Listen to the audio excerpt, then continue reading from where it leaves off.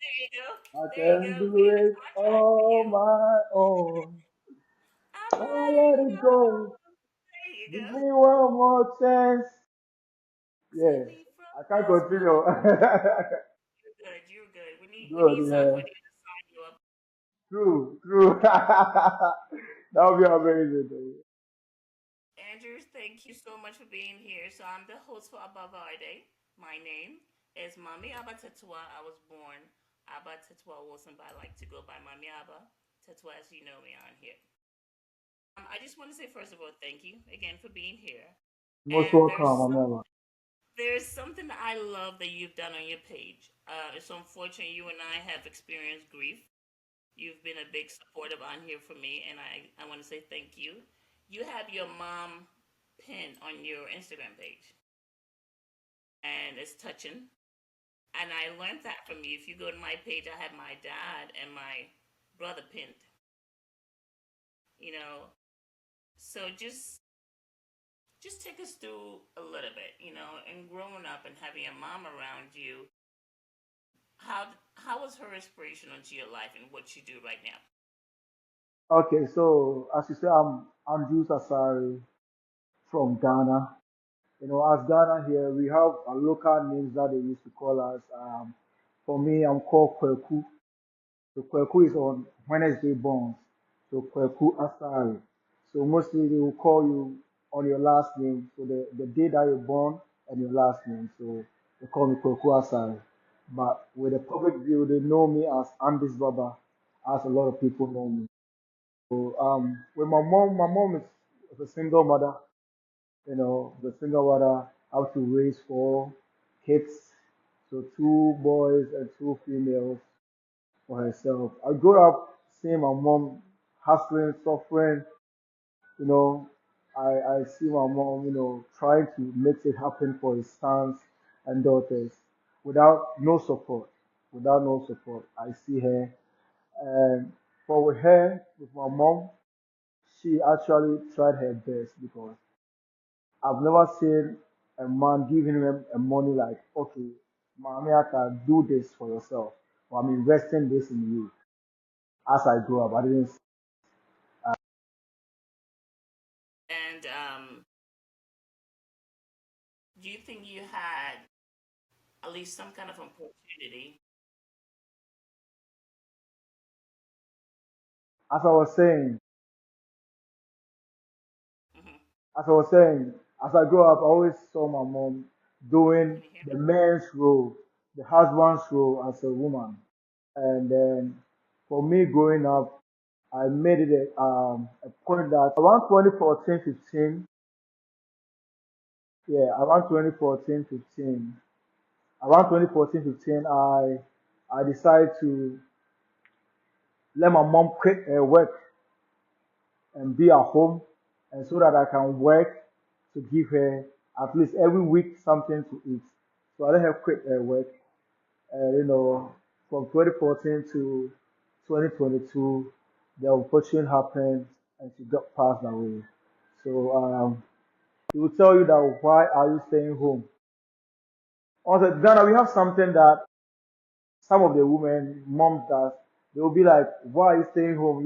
This mother, this son's, this mother, Efia or a US mother, she is actually feeding her mom and everything. Why can't you do the same? So that will push you to do more for your mom. I hope you are getting what I'm saying. So she always push you to go harder. He always push you to go harder. So with my time that I completed GHS, she wasn't having any money for me to continue SHS as in senior high school. So she quickly, as we graduated on June, and she quickly lead me to Access Workplace on June, July, August, September. She gave me a place to go and learn a work. And for me, I didn't lay low. I went ahead to learn it, and I learned it very well. And for me, one thing about me is that whatever my hand touches to do, I have to go hard on it, like 100% for it. So from there, I push, I push, I push. I hope you're hearing me right now. You can hear me. I can hear you. The All connection is right. great now. Yes. So from 28, 20, 20, 20, it's around 2006 that I completed GSS. Okay. And then I went to learn. My mom took me to the access shop on the roadside.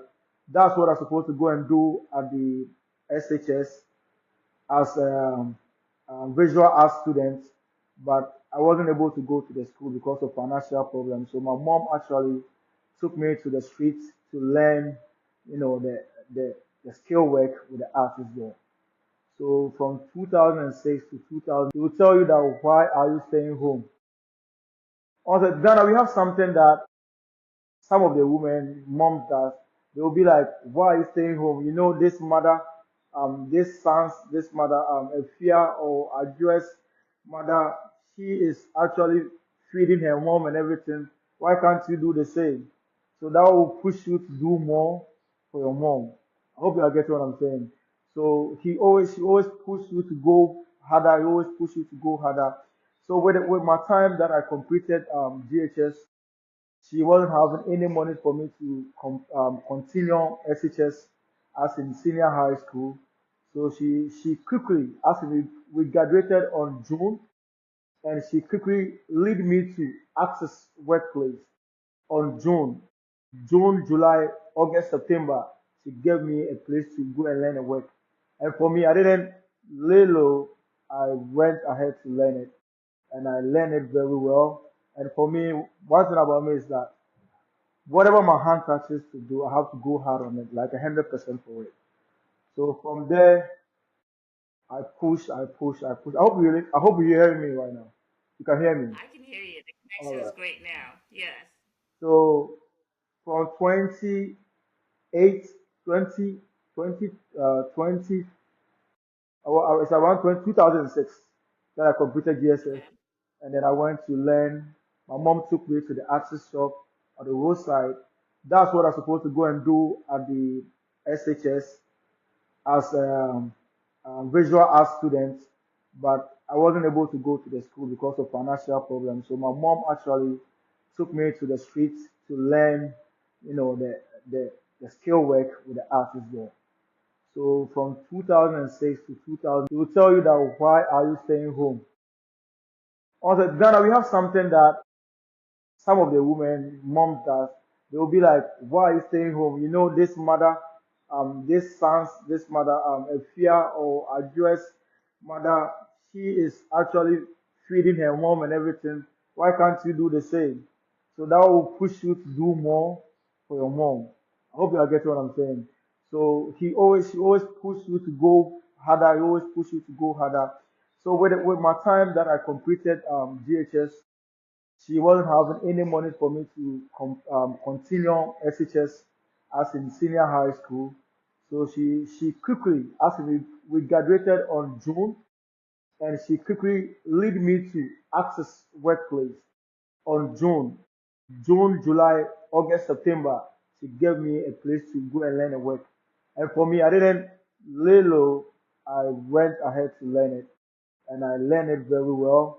And for me, one thing about me is that whatever my hand touches to do, I have to go hard on it, like 100% for it. So from there, I push, I push, I push. I hope you're hearing me right now. You can hear me. I can hear you. The All connection is right. great now. Yes. So from 28, 20, 20, 20, it's around 2006 that I completed GSS. Okay. And then I went to learn. My mom took me to the access shop on the roadside.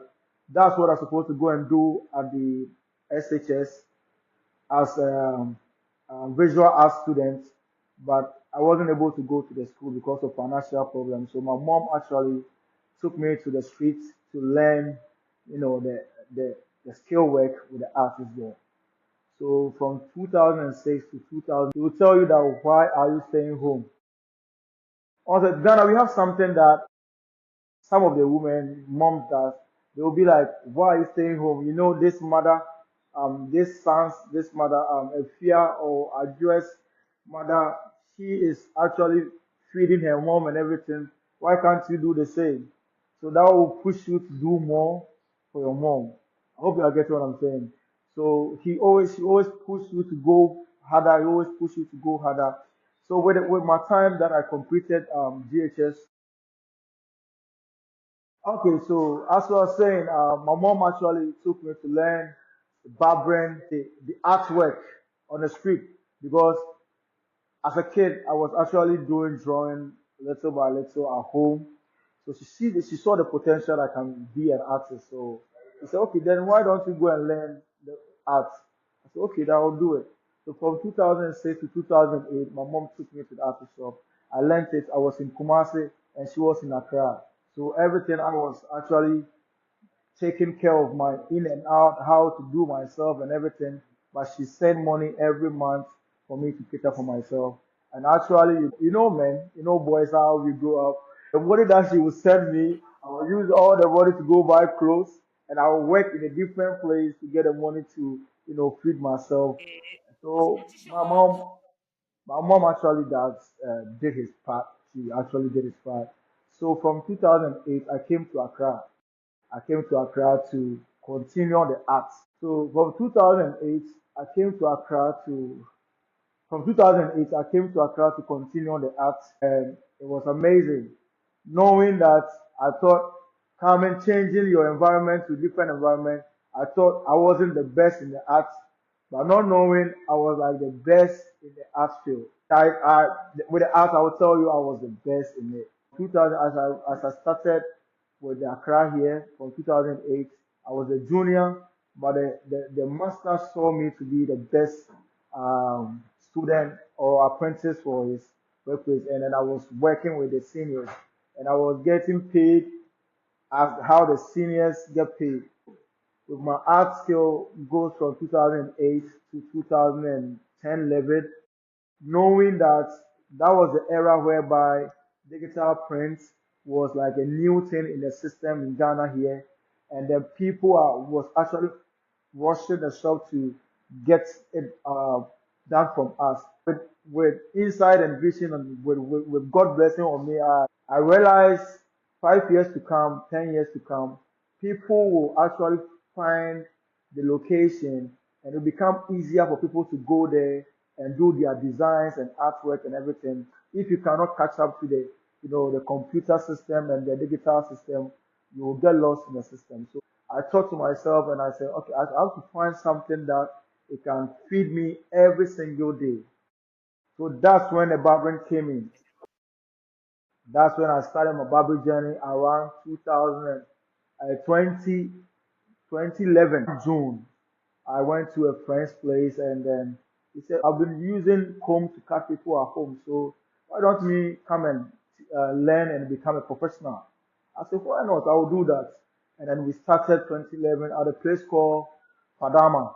That's where our chief imam resides. Ghana National Chief Imam, the Muslim Chief Imam resides. So that's where I started my barbering career. Well, my master's name is called Mike, and he was very good guy. He actually, taught me a lot. He actually taught me a lot. And for This was me, in Accra, right? yes. So from 2011 was that's why I started my barbering career from 2011. This is beautiful. So I don't know if you caught on it. So mom found your talent so early. As you know, I'm a Yes, mom of three boys, and they're into music, they're into art. So naturally, your mom saw your skill, your love for art, yes, and you actually went into a bit of migration from Kumasi to Accra. You yes. bonded those two, and that is one of your self-sustaining identity. And I have to say that's pretty genius. I mean, you actually thought of ahead. And I mean, we see what you're doing, and it's beautiful. One of the things I love about your page, you have on the top pin, you had done a haircut for someone, and obviously they wanted DeVito. You did such a stupendous job on it, Yeah. and take us through that moment when BBC, caught your attention and had you featured, because that is an achievement. Take us through that moment. So around 2011, I started the barbering career, and then you know, as I said earlier on, when I get to put my hand on something that I'm supposed to learn, I put all my 100% to it. And then I push it harder. So, and I love this thing. I love competition. I love a healthy competition. I love healthy competition. I love collaboration, but I don't love. So what happened that pushed me so much to bringing my art field to the barbering career? It wasn't like something planned that I'm going to bring my art to the barbering career. So it was a barber who was a very top-notch barber in Ghana here, and then he actually cut all the celebrities and everything. So he was making the waves. And I said, oh, I have something in place. I have to also do it uniquely than what people see around. So let me put it and let it be a competition in the system on a very healthy, stage. So I first drew Shatawale. I first drew Shatawale, yeah. My first art was Shatawale. Good. And that one blew the whole Ghana. It trended the whole Ghana. For like almost 2, 3 days.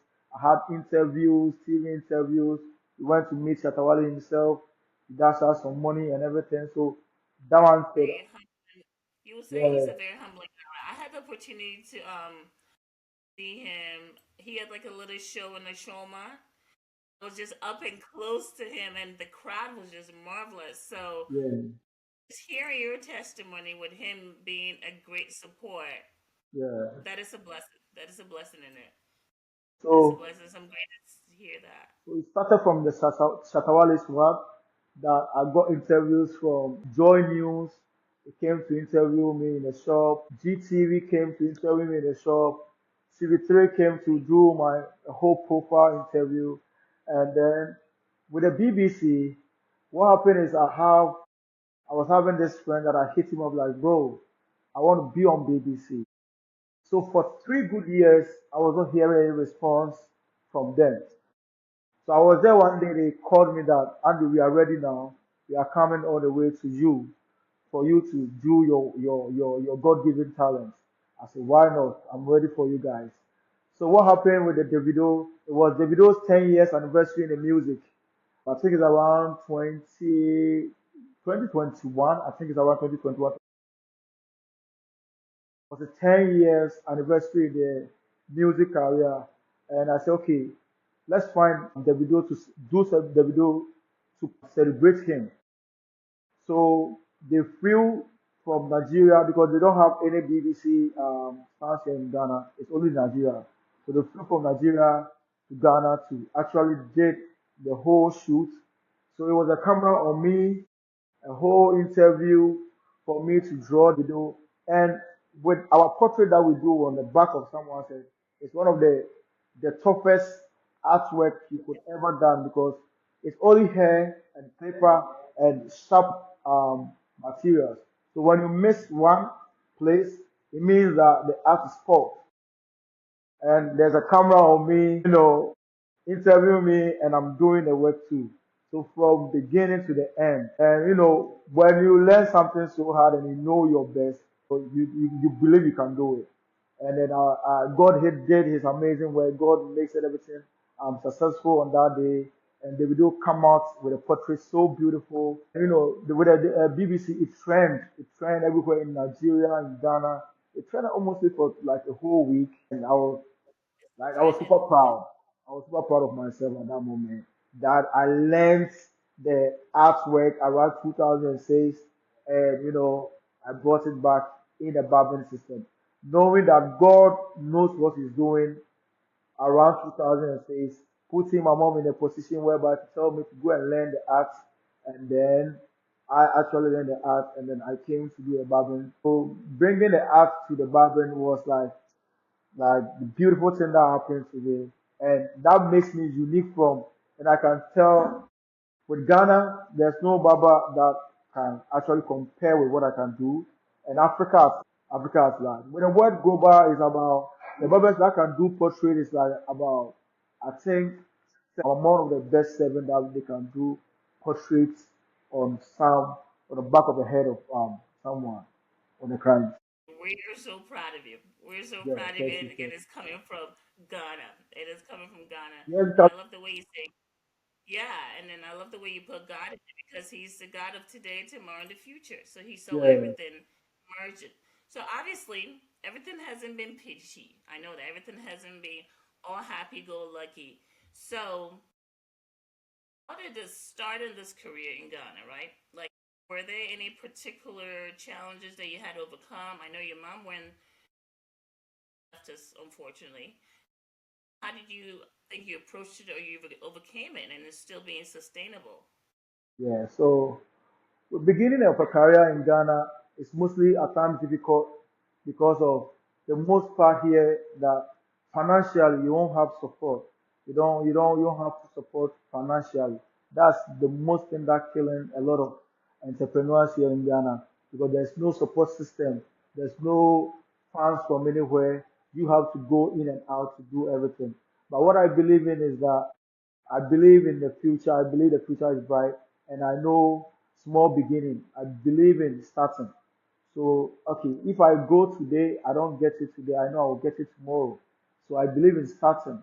I believe in doing whatever it was at 2011 that I can walk from Padama to a distance to my house every day that without taking car, without taking every day I have to work. The last time I make late to my workplace was 6:30 a.m.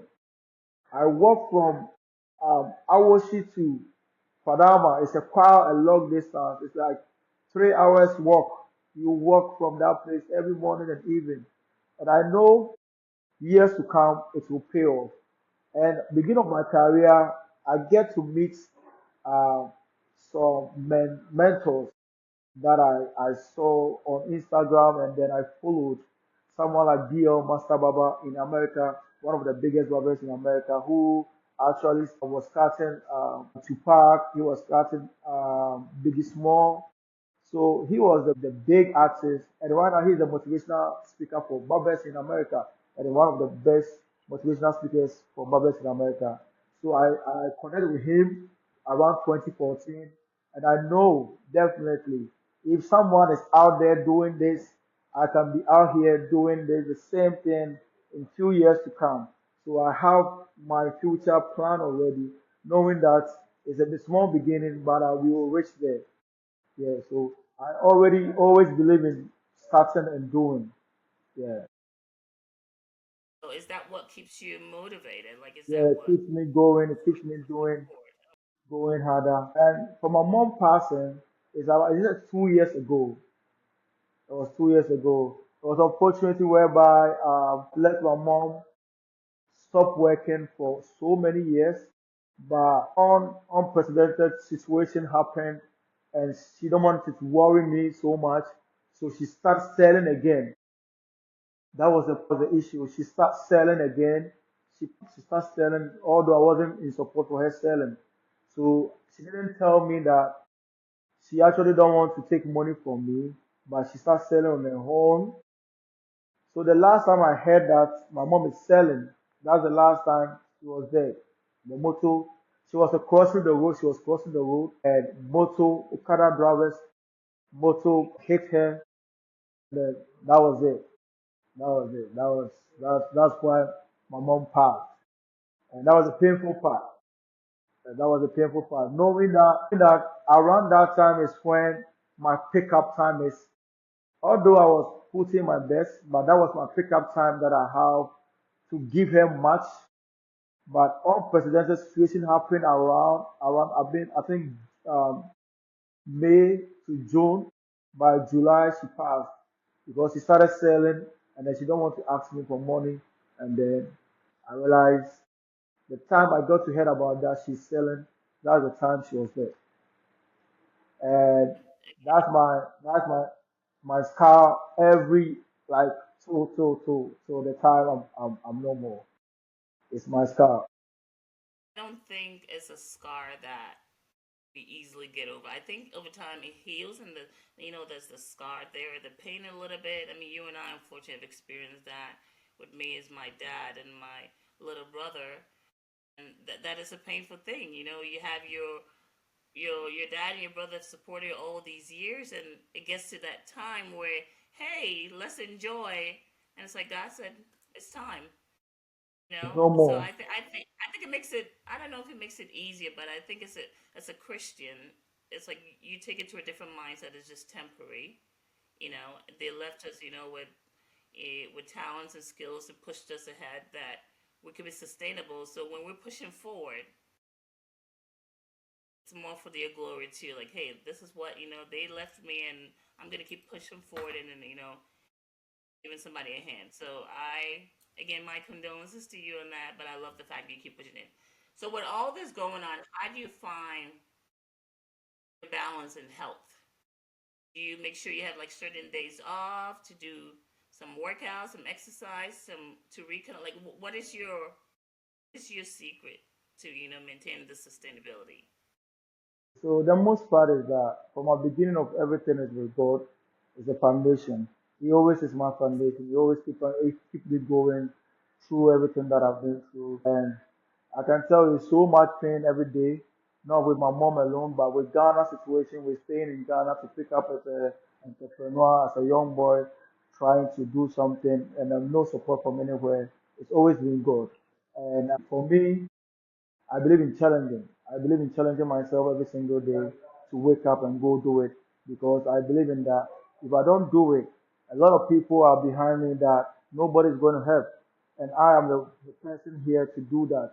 So I always go harder for some people that are back, that they don't have any support, that I can put them on to train them, to push them on so that they can also put food on their family's table.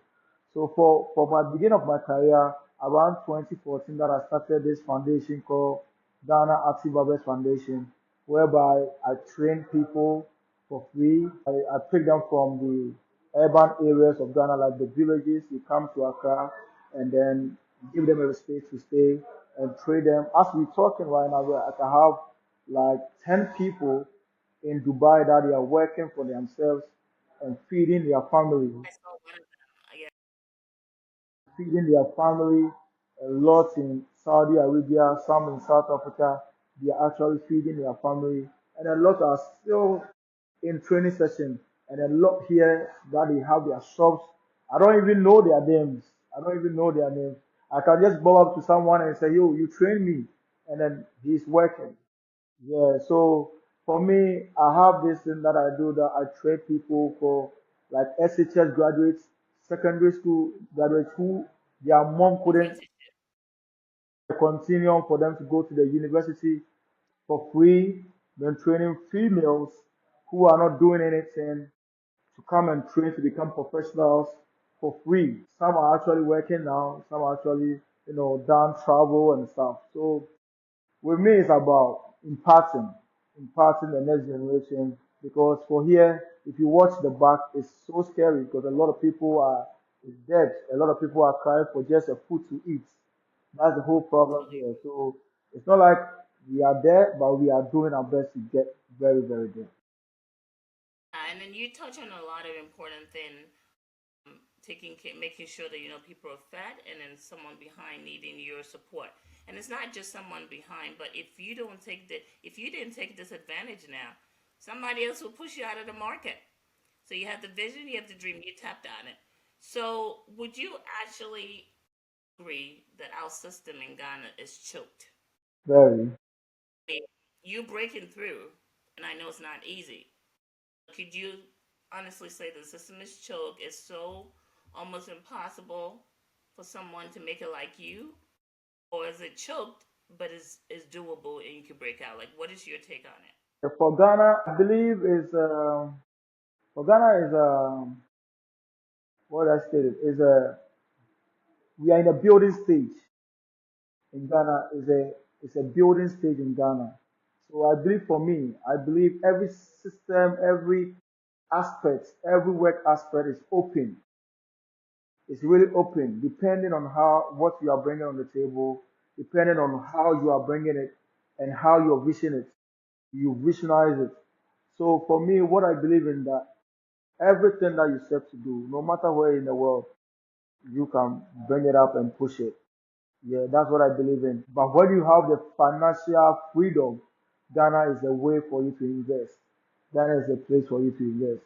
When you have the financial freedom to invest, Ghana is the best place for you to invest. It's like it's open. The market is very open from the media houses to every corner, to the beauty space, to everywhere. It's open. Yeah, when you have the financial to push it, it's very open. So I believe in doing. So if you don't do it, who can know that you can do it? So that's the whole point. So you just have to start. Or you get kicked out of the market. Yes, Somebody else takes over. yes, yes. So with this, touching back on what happened with BBC, this international recognition, do you think it has changed anything about your business, your approach to crafts? Like, what's your take on it? So with the international recognition, with BBC and the rest, with the TV stations and everything, for me, it's helped and changed the perspective of perception of a lot of people here in Ghana. Ghana, with the predecessors that started the barbering system, the game, they didn't really respected it. They didn't put respect on it. And then so people don't really respect the barbering industry. They actually respect more of the color, black and color jobs, the 5 to 9 jobs, than going to do skill work. So me getting all this space to be on a BBC, to be on TV3, to be the multiple award winning, honorary by 40 and a 40 awards, to be part of this global educated people to award in there. It's like it's a pathway for the industry, for the barber industry, for people to know that you can actually do this and be great in it. And for me being like junior high school graduate and with the peers I'm rolling with right now, it's like it changed the perspective of everybody that everybody can do it, depending on how you look at the work you are doing, depending on how you look at the work you are doing. So the recognition changed a lot in my industry. My actually game is to see a mom to call her son and say, "Person in tree." I just want to say it in tree, and then I will just. Hmm? I'm gonna catch it about the person about your baba. But we need them a person baba. Meaning that if my son grown up, I want him to become this baba or to become like Andy's baba or to become a baba. Not knowing that everything that you say that I want my son to become a lawyer, to become a doctor, to become that. That's Love the it. advice. But we changing the perspective right now. A mother can say that my son can be a barber in future to earn money And to still not looked down on. yes, not to look I down on. love that. Yes, Hmm. that's the And whole then point. in that, since I've gotten so well with my Funtia here, I'm gonna try to translate that into Funty.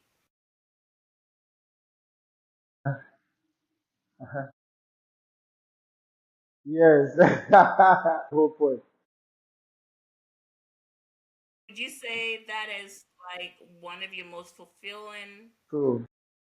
motive in this career, or is that more that you hope to achieve to be more fulfilled? Yeah, that's one of it. That's one of it that I can change the perception of, our parents, our moms, and I can see that people are saying this sentence that I want my son to become a barber, to also impact the next generation, and then to actually, get people feeding their parents and their homes with barbering skill because with the barbering skill, it's just here that it's not paying much, but we have put it to a height whereby right now we can change from 2 cities that we started from 2011 to now we are taking 100 cities as just a decade.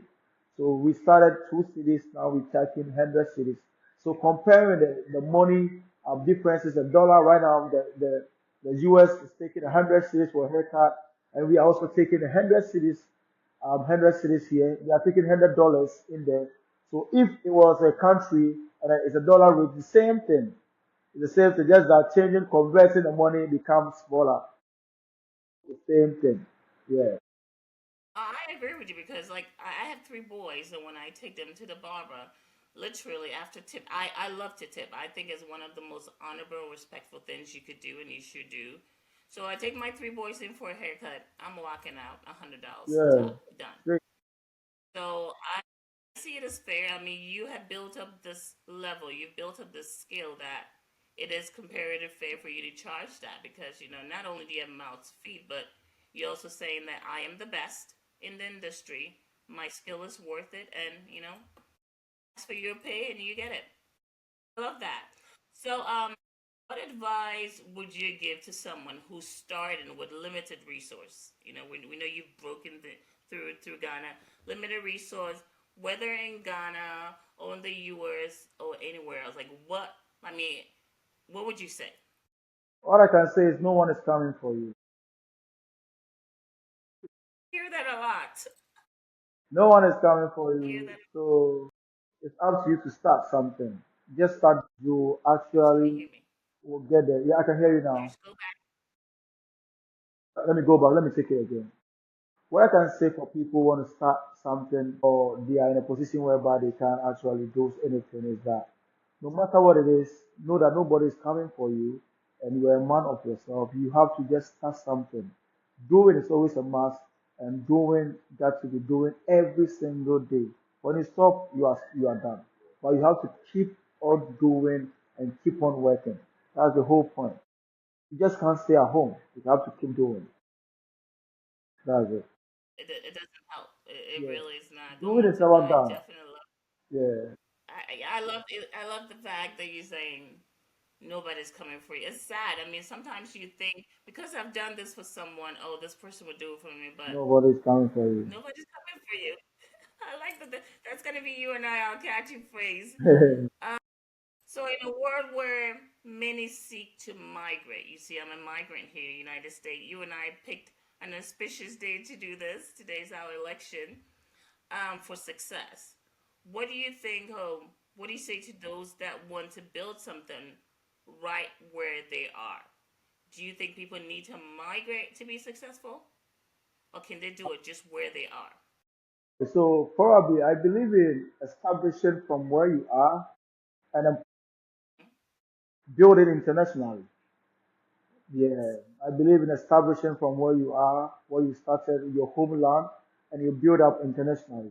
I think that's all the global businesses, all the global brands is. So you need to Yes. build it where you're from, and then explore everywhere in the world and become an international brand. So when you can build it here, you can build it everywhere. That's it. Or do you think if one had an opportunity to migrate, they built, still bring something back home, right? That is my mentality, right? If you're not able to do it in Ghana, you migrate and you succeed. I think it's a challenge for each one of us to still bring something to Ghana. What do you think? Yeah, you need to go back every time, wherever you are in your country, you need to come back and reinvest because that's the whole point. Thank you. That's your country. You need to come back and reinvest. Whatever black your skin is black and you're an African or black American, the first thing you know where you're from, you know where you're from. So you come back, you reinvest in your businesses because always I tell my friends, my US friends that you need to come back and start this real estate thing because the Lebanese are here doing the most. They are taking all our lands to do this real estate, all these shopping malls here.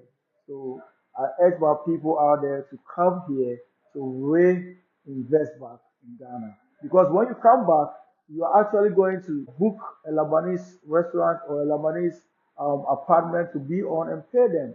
But when you come back and reinvest in here,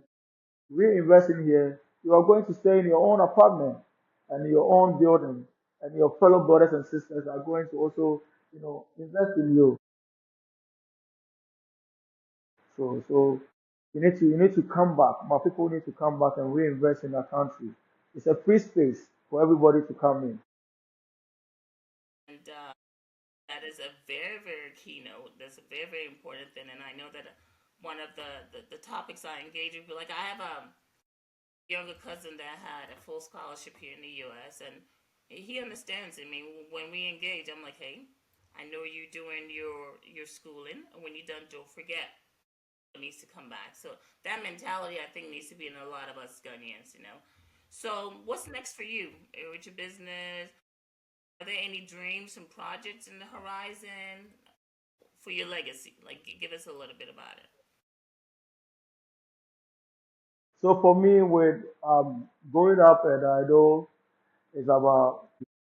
So for me, with me growing up and everything is about teaching, educating people, imparting in the next generation, trying to, you know, train a lot of people as I can, trying to train a lot of people that as I can, build a facility whereby it can train people for free, a facility whereby you can train people for free because uh, to become someone or to go and learn a place, you need to pay. And a lot of people here don't have anything like food to even eat. That's our virus here. That's our virus. Like when we say the virus, that's the whole thing. Like food to eat. They don't really have money for it. So how much are they going to pay for a training school, like a $4,000 and rest? But for my dream in the next 2, 3, 5 years, to have a space whereby I can actually train people for free, so that they can actually also, impact in the next generation or also feed their family. So that's my That's best great. 2 to 3 years plan. I can get a space to do that. It all goes down to God and then the help from our people and myself. That's not, and I love that. And God will, you've spoken it out, and God take the wheel and make it happen. But also I know that that's gonna take, a lot of financial challenges. Do you have like a lot of funding that people could contribute to? Is there a link, or how are you? What is your goal in achieving that? Because that can be all out of your pocket, right? And I know you're big into philanthropy, so what is your approach on that? Do you have a link on your page that people could contribute to, or you do other fundraising? Like, how can people contribute to that? So, with a plan is God leading and knowing that we can actually have a place that people can actually say, I'm pounding this, I'm trying to invest in this, I'm trying to put this on you. But for me, my personal contribution is that I don't know who is coming, but I have to push myself to it, towards it. So now we're planning whereby we can do GoFundMe or something that people actually invest in there so that we can actually build it up and get a place, a land, and start building a whole facility for itself. So we need investors, though. We need it. We seriously need Yes, investors most definitely. because That's why I asked we, that. we've So, been do you have used. that link on your page? I don't have a Do you have the link, GoFundMe link? Not yet. Okay. or it's just that anybody can DM me to, we can start something up. Because from the beginning to now, it's everything on my pocket. No anywhere from anywhere. I can say for a fact, Bulare, one of the top TV and radio presenters, actually helped a lot, in investing in me a lot so that I can actually help people. For him, apart from him, a lot of help comes from the media people like Abesi Santana and the rest. So we're trying to, as you said, with the GoFundMe, and people have to also, you know, can also push something in so that we can actually make the dream a reality. So it's all on us and God to make it happen. Most definitely. So, I want to touch back on that again because it just seems like you and I just have that philanthropy heart, giving, helping, elevating. So, whoever sees this video, or when we're done with the video, hey, I call you, Andrews, hey, so really, how do we get this going? So, is this something that you're working on setting that, for example, the GoFundMe, or you just at this point just open minded and hey, anyone could just donate at any time? Or is it something more strategic that you want to establish? So, any kind of funding, any kind of support just goes into one stream where you can manage it well and know your budget for this 3 to 5 year goal that you have. So for right now, it's an open space whereby with my Instagram and everything, you can DM me and say, let's do this. Let's be able to invest in you. So as time goes on, we'll try to build a platform, as you say, like put a link in the Instagram bio so that we can actually straight up the place, straight to the one stream, and so that we can get everything to the account for that particular project. So for now, it's about open space for us to, anyone comes in a DM say, okay, we can do this, let's do it, let's invest in it, and let's make it happen. So with time goes on, I know we can do it. Yeah. Love that, and I know that you don't mind. As I said, I've got my little background over there in finance, so I'm gonna be in your DM giving you some suggestions, and I love this. You need to because I don't know the Thank you. ways. I don't know the ways to put it, get it together for it to go on a one stream. With your support and everything, I know we can just put it there and then anyone who can support and then we do it. I am honored. I am honored, and I don't want you to say you don't know because obviously you've had not just sustainability, you have growth, you have vision, you have all these ideas. So just you putting this out there, God is already moving the wheel. You already know what to do. It's just that it hasn't come together yet. But we're so honored. I'm so honored to have had you on here. Again, my name is Maame Aba Tsetsewa. I was born Maame Aba Tsetsewa Wilson. I was born in Nungwa, Accra. I don't think I told you that. Right, right.